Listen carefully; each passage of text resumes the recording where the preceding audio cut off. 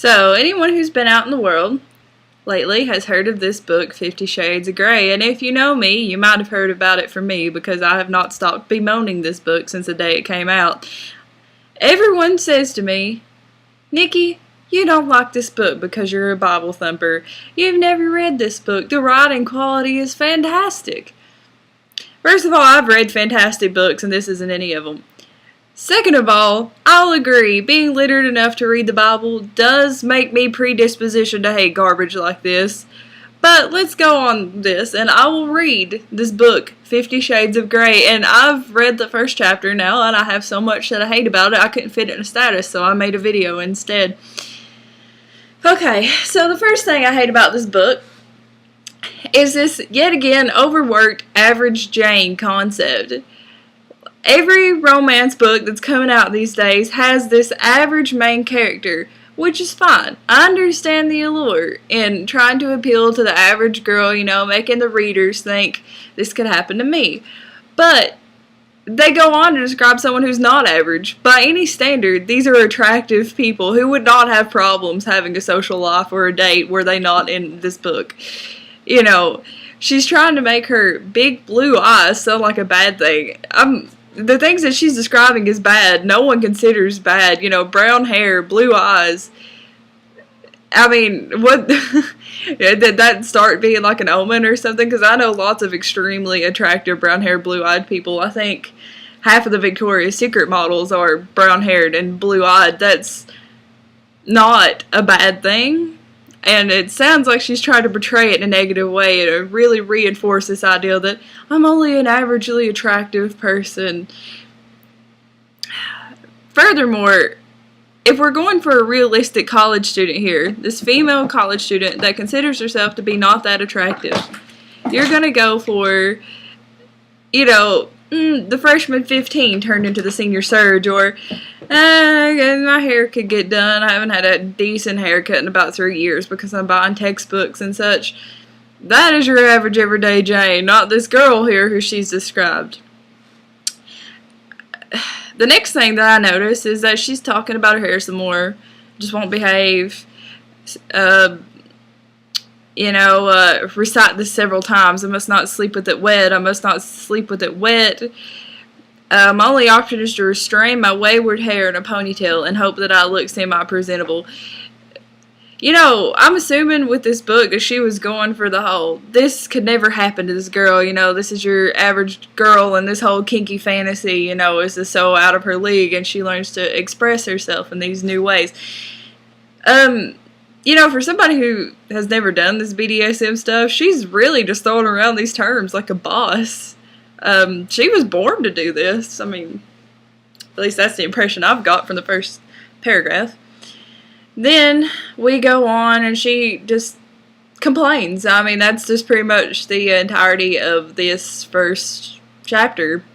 She complains about her finals and having to study and her friend being sick and how her friend gets all the good stuff, all the good opportunities and extracurriculars. She complains about her hair.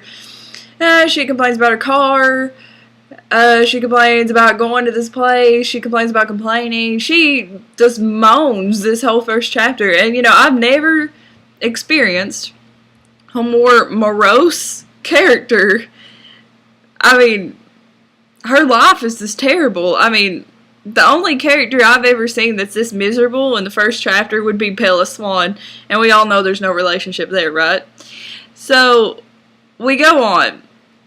And I know absolutely nothing about this girl other than the complaining, except what her hair and eye color is and what she's wearing down to the colors. In fact, I don't know anything about any of these characters in the first chapters except what their hair color is, their eye color, and what they're wearing.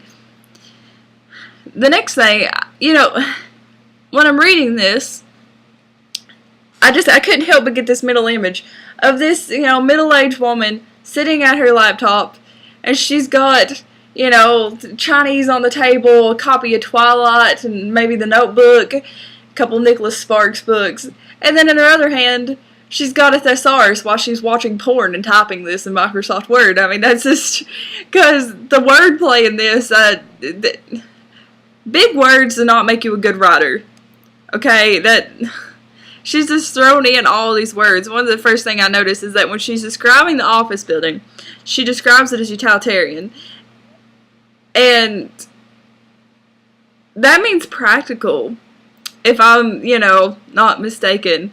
But then she goes on to, again, describe an office building that is anything but practical with its 20-floor elevator and, solid white grandeur. I mean, she, even by her own definition, contradicts herself. The next thing is her friend the only one who writes their school newspaper? Because as a journalism major, well, first of all, I've met journalism majors, and journalism is all about making yourself uncomfortable, and if somebody offered any of them an interview with Bill Gates, I don't care if they had both of their legs cut off in a fatal car wreck, they would climb up the side of this 20-story building to get to Bill Gates. And her friend's just like, yeah, I have this once-in-a-lifetime opportunity, which I realize is a once-in-a-lifetime opportunity because I tell you this. But I have the flu. I'm just defeated. I guess I'll just go back to bed then. The next thing, why does she not pass it off to other people on the newspaper who would probably die to have this interview? She passes it off to her English literature friend who, to my knowledge in this book so far, has absolutely no connection to journalism or to this man whatsoever. That would be like me saying, friend, I'm just too sick to go to class. Will you go to my physics lecture and take notes for me? By the way, you'll know you're in the right classroom because when you look at the professor, he'll have salt and pepper black hair with piercing gray eyes that just let you see into their depths, and he'll be wearing a black suit with a white shirt, crisp black Armani pants, black shoes, and he will look immaculate.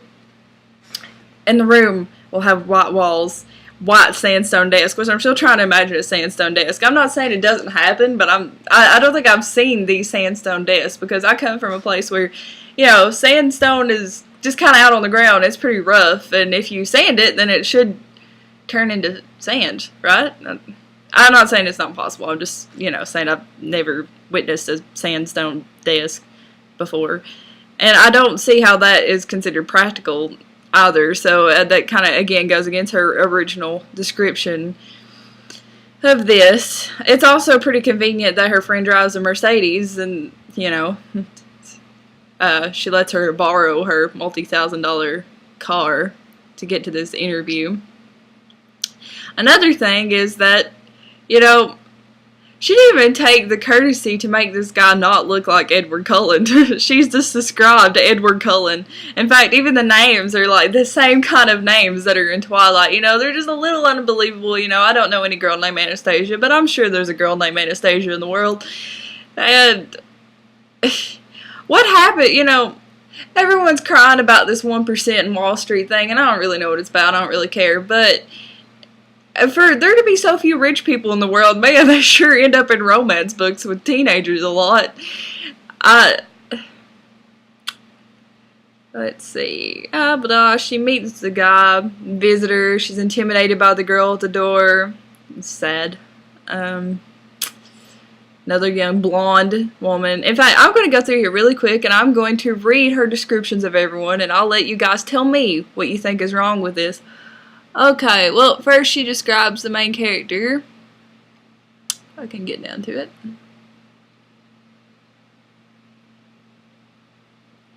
Okay, she's trying to brush her hair. It's unruly. She's pale, brown-haired girl with blue eyes that are far too big for her face. Her roommate, she has green eyes, bright, strawberry blonde hair, gorgeous and gamine. I don't even know what that word is. I bet she doesn't know what that word is. Alright, they talk about medicine, I don't care. Soup, don't care. She goes on, Christian Grey, attractive groom, blonde woman, sharpest charcoal suit and jacket and white shirt. She goes on to describe the guys at the elevator. Both men are more smartly dressed than I am with their well-cut black suits. She goes on to another young blonde woman dressed impeccably in black and white. She goes on to describe what she's wearing. after that is blue sweater and blah blah boots and such. She goes on to describe what Mr. Gray is wearing, his suit and whatever else, and I'm not going to continue to go on this way. But she describes more about what they're wearing than she... Well, heck, that's most of the first chapter, is that it's just an alternation between moaning about her life and what everyone's wearing. For someone who's so, like, into what people are wearing, you think she would have, like, you know, borrowed an outfit for her interview with Bill Gates, which I guess goes back to the whole thing that maybe you shouldn't ask an English literature major to, you know, do your journalism thing for you, because apparently she's completely inept at understanding what she should wear to certain occasions. Like all average girls are, except not. No average girl is like that. Okay. So, then we go on, and she cries some more. I guess my last point is her description of people crack me up.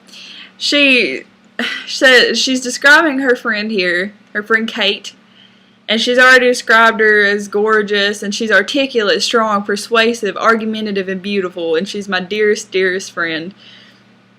Maybe there's some girls out there who describe their friends like that, but in my experience, if a girl describes you as this, she absolutely hates your guts, because any girl that I know that's a best friend is like, my best friend is a pain, but I put up with her. Oh, Nikki, what do you think of Chas? Well, Chas, she's annoying, but, you know, she's my friend, so I tolerate her. I don't know anybody who describes this girl like that. In fact, if I didn't know any better, I would think this book's about her and Kate. Anastasia and Kate. Let's see. But she talks about her hair some more. More talk about her hair. You know, I actually wish the hair was the main character of this book. I would love to hear more about Anastasia's hair. I was kidding. I don't care about Anastasia. I don't care about this book. Yeah, so that's the first chapter. Gotta be honest, I may or may not read the second chapter. But there it is. That is my problem with this book so far. And I hope you read better things. In fact, if you're looking for something that's really good to read, why don't you try some, you know, Lord of the Rings and actual quote-unquote prolific writing. This isn't prolific writing. This is porn. Alrighty then.